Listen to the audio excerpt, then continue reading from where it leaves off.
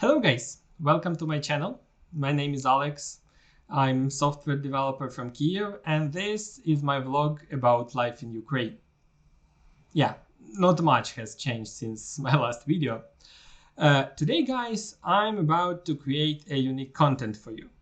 Today I will be talking about Ukrainian school, or to be more specific, about rural Ukrainian school. You see, I made a little research on YouTube and I found approximately 0 videos on this topic in English, which is quite strange because the topic itself is interesting. So today I'm just going to tell you some school stories. First things first, my schooling experience is a little outdated. I graduated in 2008, which is quite a long time ago, but just because I had time and opportunity to look at Ukrainian educational system from different perspectives, I've got 2 degrees by the way. Today I have some insights about school which I definitely didn't have when I was 18. And I'm going to share these insights with you. My school looked like this. Sorry, I don't have a picture of better quality. It was a 2-story building. On the first floor, there were a primary school. In Ukraine, it's from the 1st to the 4th grades. A sport hall, a canteen, and a library. And no, it was not a library you just imagined. A library in a rural school in Ukraine looks like this. It's just a small room with several ranks full of textbooks. Usually we visited our library twice a year to get our textbooks and to give them back. On the second floor there was a middle school. Grades from the 1st to the 9th, and the high school, 10th and 11th grades. Answering the question that will inevitably come up in the comments, toilets were outside. They look like this. Strictly speaking, there were some toilet rooms inside the school facility as well, but they were never used. I suppose there was a technical reason for this, because the village where I lived just has never had neither sewage system nor centralized water supply. Okay, let's talk about what they actually taught us there. First of all, languages. Can you guess how many languages I learned in my rural school? 2? Maybe 3? Actually, I learned 4 languages. Not bad for a village, isn't it? The first language was Ukrainian. Ukrainian is an official language of Ukraine, so we learned it a lot. If I remember it right, we had 3 or even 4 Ukrainian language classes a week. The second language was Russian. I didn't like Russian language at school, not for some ideological reasons, as you might think, but for very practical one. You see, we had 1 Russian language class for 2 weeks. And when you learn something once in 2 weeks, you don't learn it at all. I personally was a good student. I always was trying to study well, to get good grades and things like this. But because of this schedule, I just wasn't able to master this subject. I don't know why school administration allocated so little time to this subject. Maybe this was done for some ideological reasons. But from students' perspective, from zealous students' perspective, I would say, it was just a torture. The third language was German, or as we always called it, Deutsch. Here I have to explain something. German was the main foreign language of the Soviet Union, or at least the main language to be studied in school in Soviet Union. Why? Because it was the language of the supposed enemy. Soviet Union fought against Germany in 2 world wars, so it's not surprising that Soviet leaders considered this country as their most likely enemy in the next one. So every Soviet child had to learn German language uh, just to be more effective soldier in this supposed war. Of course, when the Soviet Union dissolved, the priorities changed. Independent Ukraine was doing its best to integrate into international community, and English became its primary foreign language.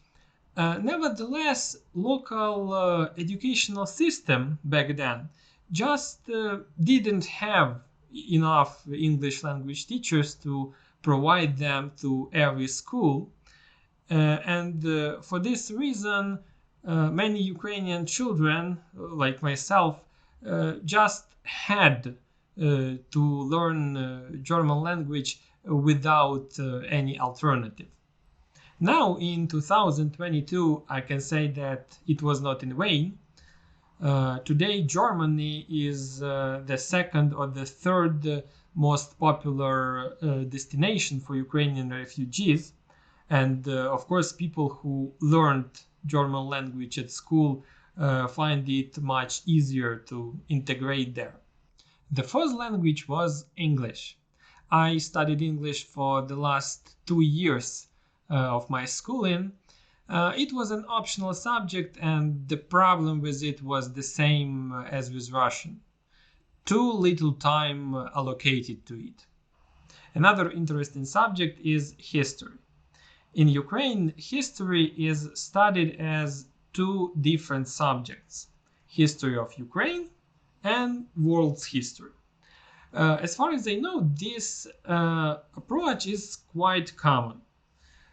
To be a good citizen of your country, you must know its history, and to live in today's relatively open world, it's not a bad idea to know world's history as well, at least on high level. But this approach has a significant drawback. It does not allow you to relate the history of your country to the world's history. And today, unfortunately, we have to deal with the consequences of this approach. For example, and you can easily notice it in social networks, many people in Ukraine sincerely don't understand why not a single Western country joined the war on Ukrainian side after Russian invasion. And the reason for this is those people assess current situation from the perspective of the history of Ukraine. The main idea of the history of Ukraine is fighting for freedom.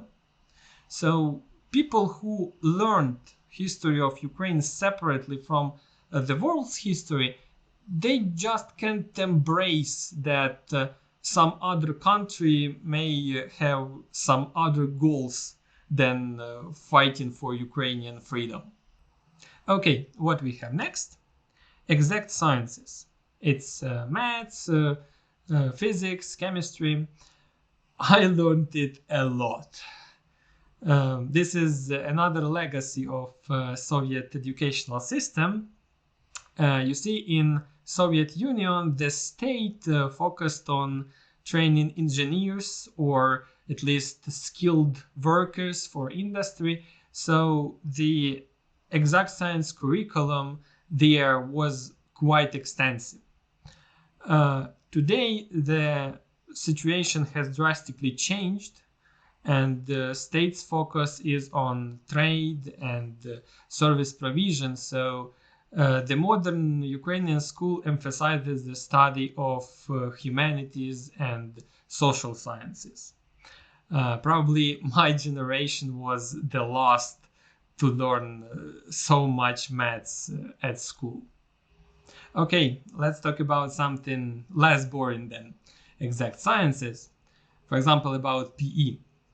I cannot say I hated PE, as many children do. I just didn't understand it. Look, what does a normal learning process looks like? Uh, First, you learn how to do something, then you do some exercises to improve this skill, and then the teacher gives you some kind of test to check how well you mastered this skill. Very easy and straightforward. Now, how does PE learning process looks like? During regular PE classes, you just play football or volleyball. You don't even train to do this. You just play as good as you can. And then you pass standards. The teacher assess you on how many times you pull up, how far you jump, how far you throw the ball. You see, this subject doesn't teach you anything. In my opinion, the only purpose for PE class is just to entertain strong children and make weak children suffer.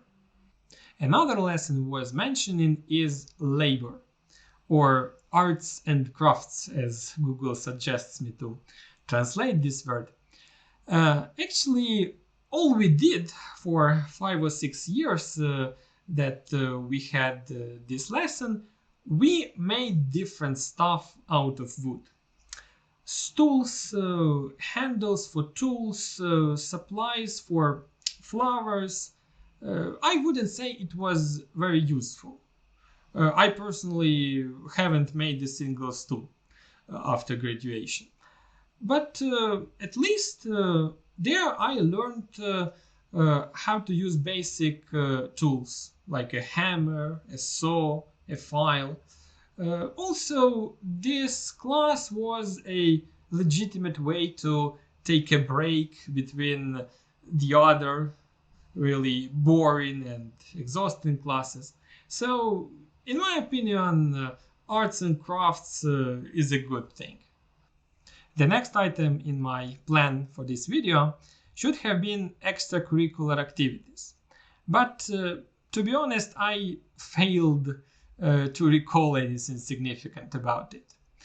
The school had a particular person in charge of holidays and other activities.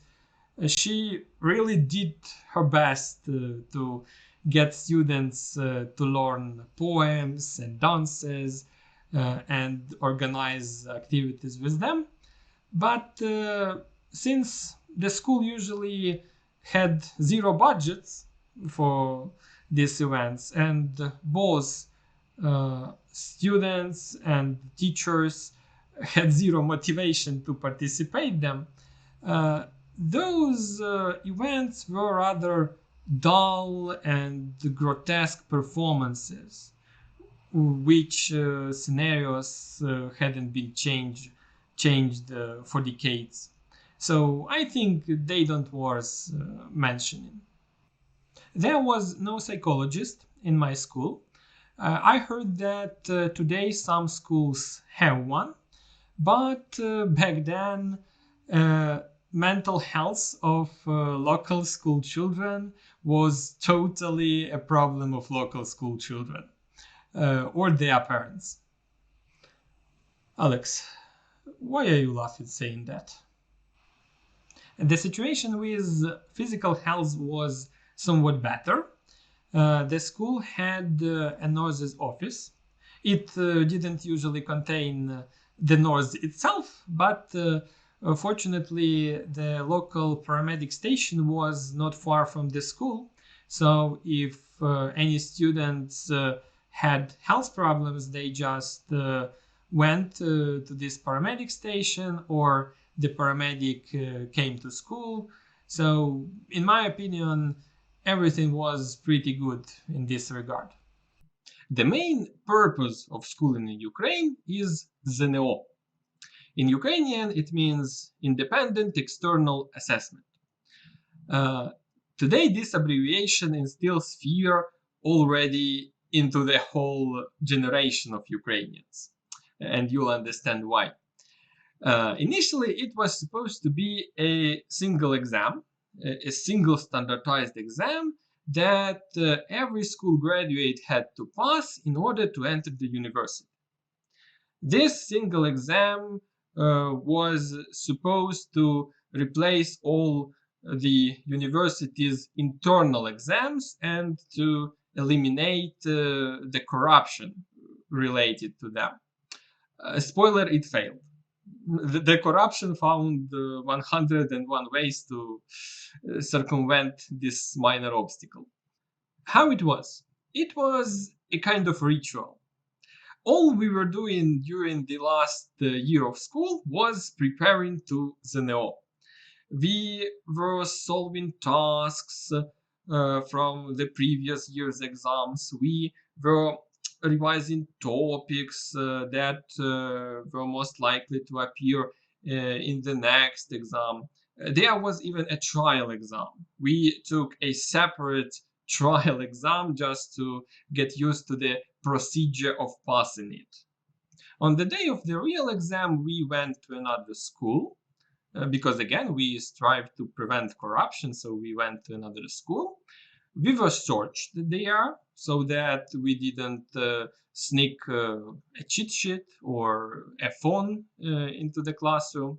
And then we were passing this exam for 4 or even more hours in a row under the strict supervision of the teachers from different schools. If I remember it right, the exam itself consisted of a big number of tests and a few open-ended tasks. In a few weeks after this stress session, we received the results in the form of a certificate which indicated the number of points we earned. As I already said, this number of points, it was between 100 and 200. I still remember this strange scale. This number of points was to determine whether or not you were able to enter some particular university. All right, guys, I will tell you about Ukrainian universities in some other video. This one is already quite long. In the meantime, write in the comments how much what I just told is similar to your schooling experience. What other aspects of life in Ukraine would you like to know about? I really appreciate any feedback. So, thank you for watching, like, subscribe, and have a nice day.